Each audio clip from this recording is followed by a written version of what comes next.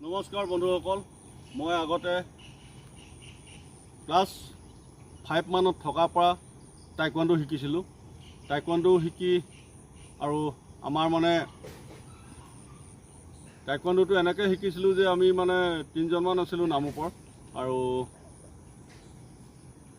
দেউতাই আয়ে টাইকোৱাণ্ডো শিকিব নালাগে বুলি কৈছিলে। আমি বেলিটো নোলোৱা আগতেই ঘৰৰ পৰা উঠি যাওঁ টাইকোৱাণ্ডো প্ৰেক্টিছ কৰিবলৈ। তাৰ পৰা আপোনাৰ টাইকোৱাণ্ডো খেলিলোঁ, কমচে কম 15 বছৰমান টাইকোৱাণ্ডো খেলিলোঁ। টাইকোৱাণ্ডো খেলি বহুতখিনি ভালো লাগিছিলে।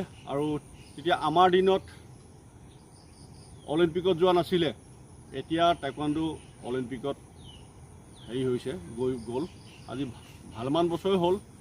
আমাৰ দিনত থকা হ'লে আমি টাইকোৱাণ্ডো খেলি বহুতখিনি হেৰি কৰিব পাৰিলে হ'লে, কিন্তু এতিয়া আমাৰ নতুন প্ৰজন্ম অলিম্পিকত জইন হৈ এতিয়া মানে খুব ভাল হ'ল। টাইকোৱাণ্ডোটো ভাল পাইছোঁ টাইকোৱাণ্ডোটো। আৰু মই টাইকোৱাণ্ডোৰ বিষয় লৈ অকণমান দুটামান কিক মাৰি দেখুৱাম আৰু এক্সাৰচাইজ অকণমান কৰি দেখুৱাম, আপোনালোকক চাই থাকিব দেই।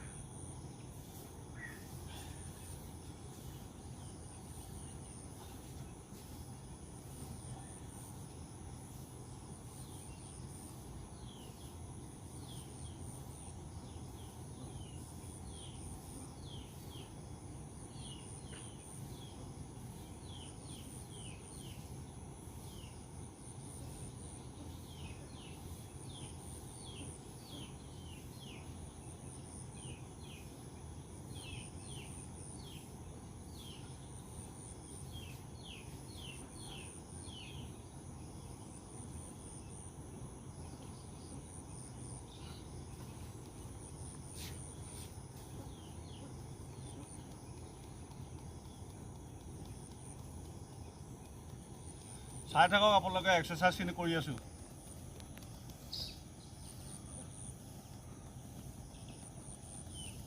এই বস্তুটো টান কৰিছোঁ মাৰিবলৈ, মাৰিবলৈ। এইকেইটা বস্তু ডাঙৰ ডাঙৰ হয়, এইকেইটা অলপ অলপ দেখাই দিছোঁ, আপোনালোকে চাই চাই ঘৰত কৰিব পাৰিব।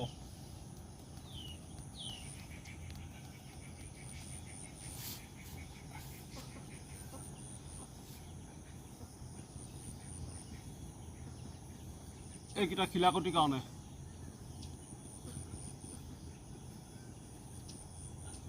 বুকদান অলপ মাৰি দেখুৱাওঁ, চব অলপ অলপ নিয়ম কৰি দেখুৱাইছোঁ। এই দুটা আঙুলিয়ে, দুটা আঙুলি।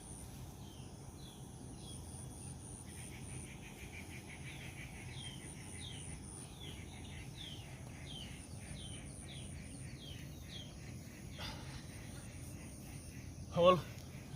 এতিয়া মই দেখুৱাম আপোনালোকক টাইকোৱাণ্ডো প'জ দেখাম, প'জ।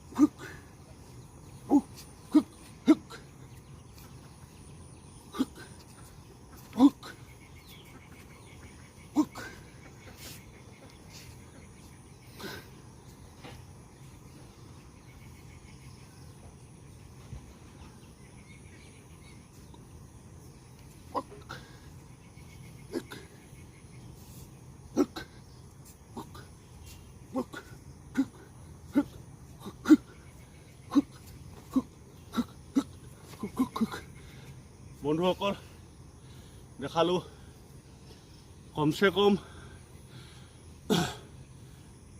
30 বছৰ আগৰ দেখাইছোঁ মই।